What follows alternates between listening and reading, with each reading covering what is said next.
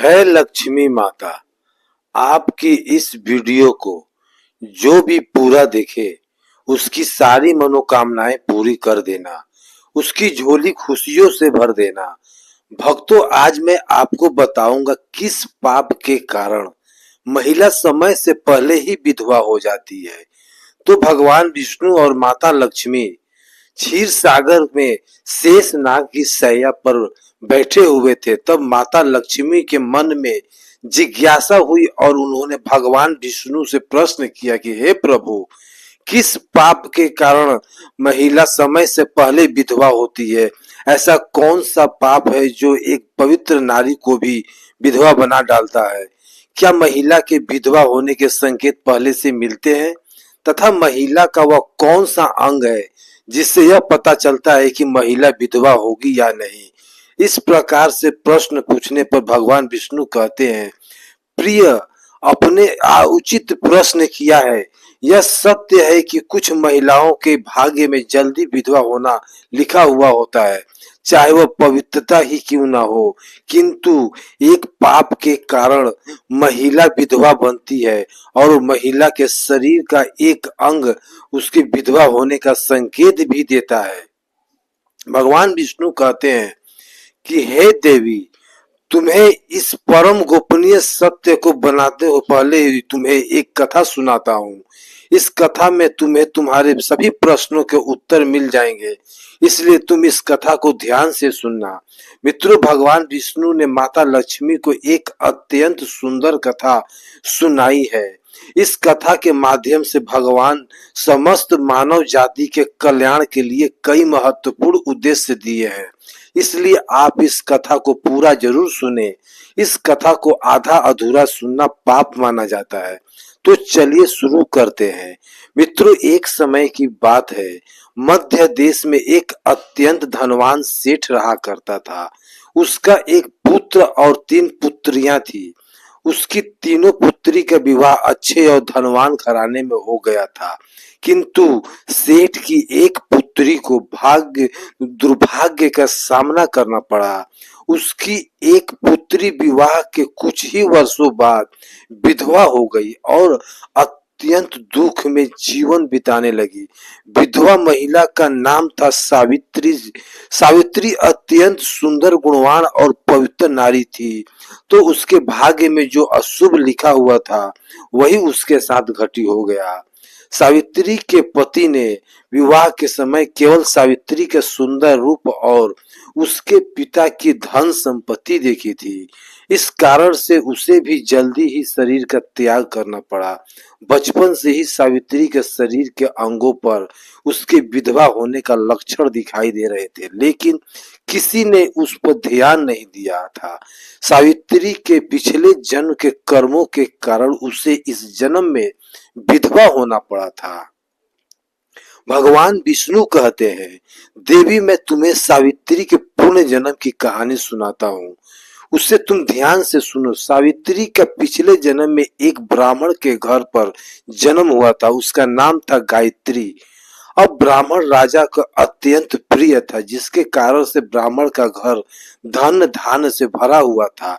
उसके पास बहुत सारी धन संपत्ति थी, जिससे ब्राह्मण बहुत ही उत्तम और अमीर बन गया था।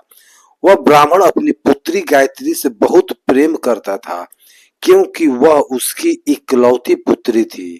गायत्री बहुत ही सुंदर थी और पिता के लाड प्यार से वह भी बिगड़ चुकी थी। उसके पिता इच्छा को पूर्ण करते थे, उसे कभी भी किसी चीज की कमी नहीं पड़ने थी। गायत्री ने अपने जीवन में कभी दुख नहीं देखा था और उसे अपनी सुंदरता पर भी अत्यधिक घमंड था। जब गायत्री जवान हुई तो उसके पिता ने उसका विवाह करने का सोचा, लेकिन उसकी एक शर्त थी कि जो भी गायत्री से विवाह करेगा वह उसके साथ उसके घर, पिता के घर में ही रहेगा, यानी घर जमाई बनकर रहेगा। ब्राह्मण ने सभी रिश्तेदारों को यह बात बता दी और चारों तरफ यह बात फैला गई। ये विद्वान ज्ञानी पंडित गायत्री घर पर से देखने लिए आए हैं, लेकिन गायत्री ने किसी को भी पसंद नहीं किया। गायत्री ने कई विद्वान ब्राह्मणों को अपमानित करके घर से बाहर निकाल दिया। फिर एक दिन एक अत्यंत सुंदर ब्राह्मण भिक्षा मांगने के लिए गायत्री के घर पर आया, जिसे देखकर गायत्री उसे पर मोहित हो गई और अपने पिता से कहने लगी कि वह इस भिखारी ब्राह्मण से विवाह करेगी। सुनकर गायत्री के पिता ने भी स्वीकृति दे दी और उसे भिक्षुक ब्राह्मण को गायत्री से विवाह करने के लिए पूछा, तो उसे भिक्षुक ब्राह्मण ने भी हाँ कर दिया और फिर गायत्री और उसे ब्राह्मण का विवाह संपन्न हुआ। गायत्री विवाह के समय बहुत प्रसन्न थी। उसे उसका मनपसंद जोड़ीदार मिल चुका था। आगे बाद में कुछ दिनों तक गायत्री अपने पति के साथ बड़े प्रेम से रहने लगी और उसकी सेवा करने लगी। लेकिन कुछ ही दिन बीतने के बाद गायत्री ने अपना असली रंग दिखाना शुरू कर दिया। गायत्री अपने पति को नौकर की तरह समझने लगी। उसकी आज्ञा का पालन करने की जगह उस पर ही आज्ञा देने लगी। गायत्री अपने पति को भी उसके नाम से बुलाने लगी। खुद अपने पति के पैर दबाना छोड़कर अपने पति के ही खुद के पैर दबाने लगी।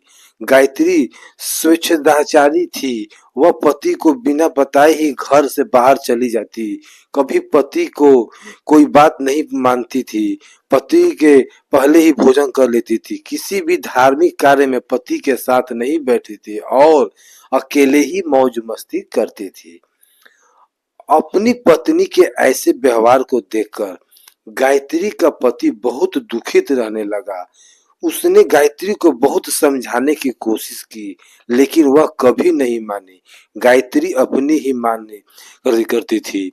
गायत्री की माता ने भी उसे समझाने का प्रयास किया कि महिला को अपने पति के साथ ऐसा व्यवहार नहीं करना चाहिए, लेकिन गायत्री अपनी माता की बात कभी नहीं मानती थी और वह जानबूझकर अपने पति को अपमानित करती थी।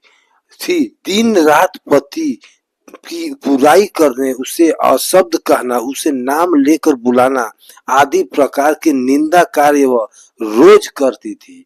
गायत्री का पति भी उसे बहुत परेशान हो गया था। फिर एक दिन उसने बहुत विचार किया और गायत्री को छोड़कर जाने का निश्चय किया।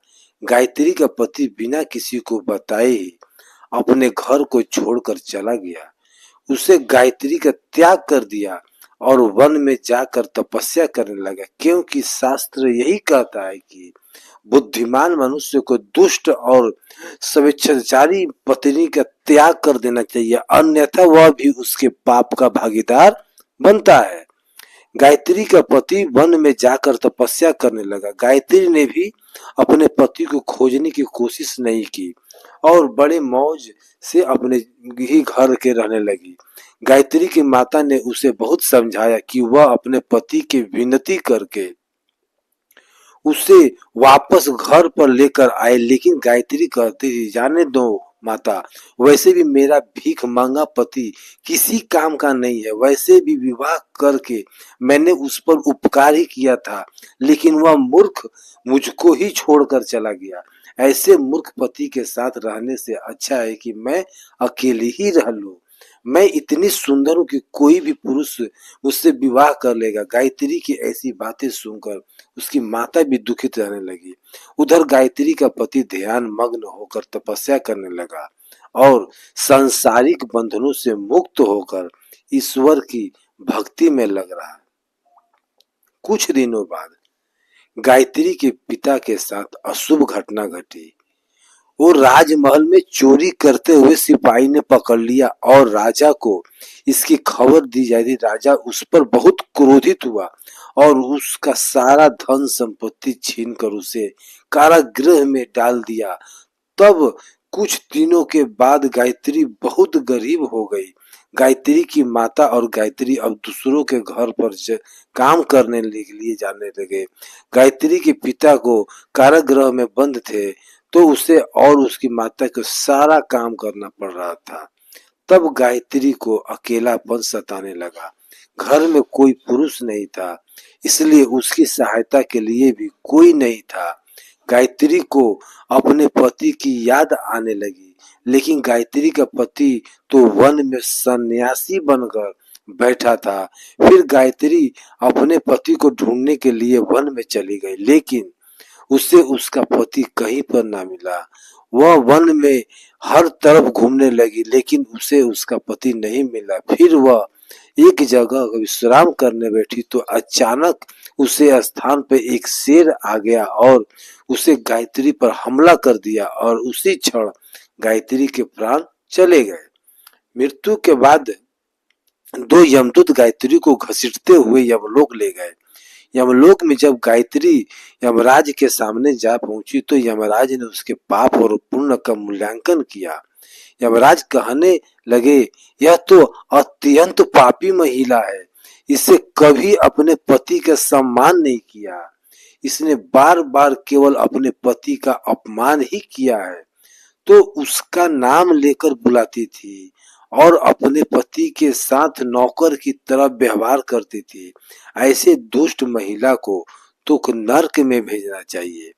फिर गायत्री नरक में चली गई।